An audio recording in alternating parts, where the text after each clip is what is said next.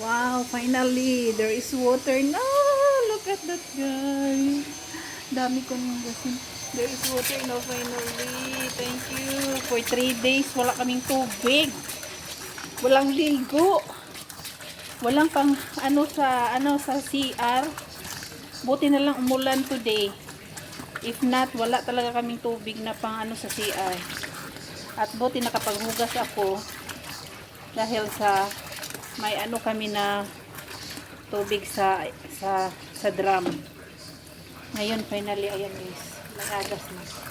May tubig na kami finally. Thank you Lord. Oh my God, hirap ng tubig dito mga langga. Iwan ko ba?